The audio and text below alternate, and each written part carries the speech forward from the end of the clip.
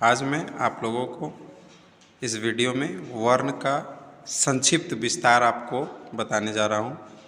इस वीडियो में देखिए वर्ण का परिभाषा हम बताते हैं। सबसे पहले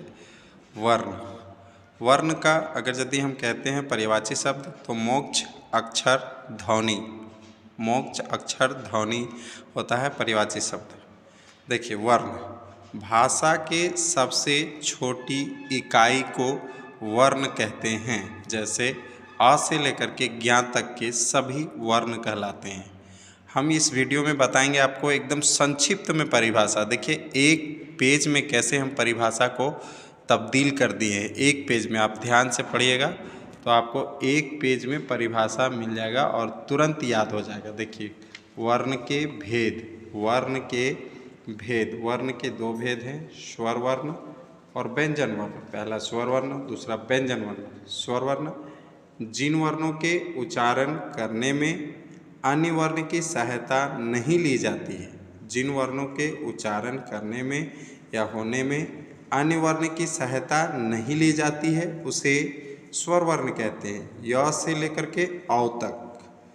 सेकेंड है व्यंजन वर्ण, जिन वर्णों के उच्चारण करने में स्वर वर्ण की सहायता ली जाती है, जिन वर्णों के उच्चारण में स्वर वर्ण की सहायता ली जाती है उसे व्यंजन वर्ण कहते हैं। जैसे क से लेकर के ह तक। अब देखिए यहाँ संक्षिप्त में हम कैसे स्वर वर्ण और व्यंजन वर्ण के परिभाषाओं का, भेदों के परिभाषाओं का डिफिनेशन में लिखा हूँ। स्वर वर्ण, देखिए स्वर वर्ण है, स्वर वर्ण के भेद 1 2 3 स्वर वर्ण के भेद हैं 1 2 3। ये है व्यंजन वर्ण की परिभाषा। देखिए व्यंजन वर्ण 1 2 3 यानी 3 भेद हैं। स्वर वर्ण के भी 3 भेद हैं, व्यंजन वर्ण के भी 3 भेद हैं। अब तीनों का परिभाषा हम किस तरह से एक व्याकरण वर्णमाला में, व्याकरण की परिभाषा में कैसे हम परिभाषित किए हैं। देखिए जिन वर्णों के उच्चारण में बहुत कम समय लगता है उसे हर्षों स्वर कहते हैं। जैसे अ ई उ, ये 3 हैं। यहाँ पे हर्षों स्वर है, हर्षों स्वर का ये परिभाषा है और उदाहरण सहित आपको बता दिया गया है। कितना है वो भी बता दिया गया। देखिए जिन वर्णों के उच्चारण में बहुत कम समय लगता है उसे हर्षों स्वर कहते हैं। जैसे अ ई उ 3 है। दूसरा ये स्वर वर्ण के भेद का दीर्घ स्वर। देखिए दीर्घ स्वर यहाँ से आइए, जिन वर्णों के उच्चारण में हर्षों स्वर से दुगुना समय लगता है उसे दीर्घ स्वर कहते हैं। जैसे यमकरिया, दुर्गई, दुर्गऊ, ए, आय, औ, आओ, ये 7 है। ये टोटल 7 है। नेक्स्ट आइए पलुत स्वर स्वर वर्ण के लास्ट भेद है। जिन वर्णों के उच्चारण में हर्षों स्वर से 3 गुना समय लगता है उसे पलुत स्वर कहते हैं। जैसे री उ, एक उ एक्स्ट्रा में आता है, उ जो है ओम का उच्चारण एक्स्ट्रा में आता है। ओम देखिए है लिखा हुआ ओम। री एक होता है, हिंदी वर्णमाला में ही आता है, हिंदी में आता है। एक है ये, एक। नेक्स्ट आइए व्यंजन वर्ण के भेद। व्यंजन वर्ण आइए, पहला स्पर्श व्यंजन। देखिए स्पर्श व्यंजन यहाँ आइए, जिन वर्णों के उच्चारण में मुंह के अनेक हिस्से आपस में स्पर्श करती है, यानी ये जो व्यंजन होंगे, ये जितने भी व्यंजन होंगे मुंह के अनेक हिस्से आपस में स्पर्श करेंगे।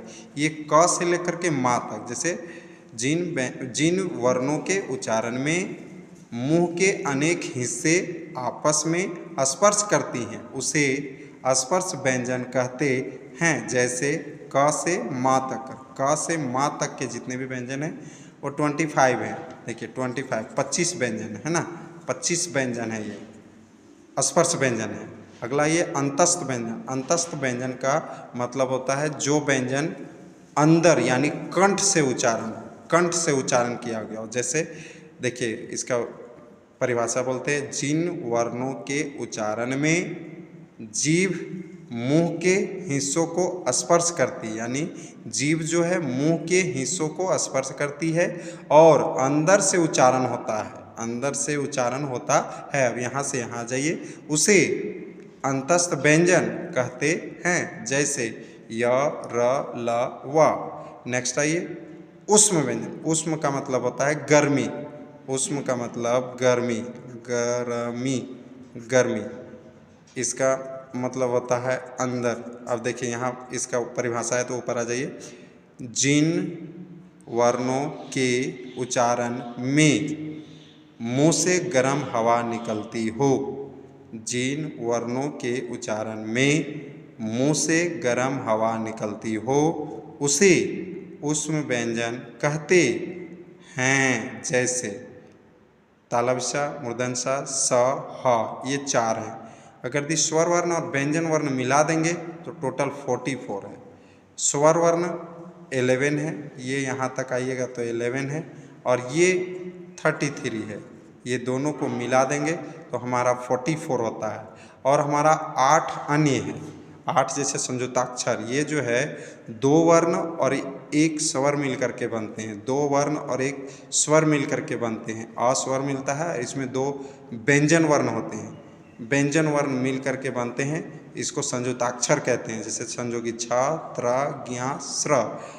एक है आगत ध्वनि, जो विदेशी ध्वनि भी कहा जाता है, जिसको फ, ज, ड, ढ, ये 4 4 8 है। टोटल मिलाकर के 22 होते हैं, टोटल मिलाकर के 22 होते हैं। एक और होता है अनुस्वर, जिसको बिंदी कहा जाता है, अनुस्वर को। एक होता है अनुनासिक स्वर, जिसको चंद्रबिंदु कहा जाता है। इस वीडियो में मैं यही वर्ण के संक्षिप्त विस्तार को लेकर के आया था।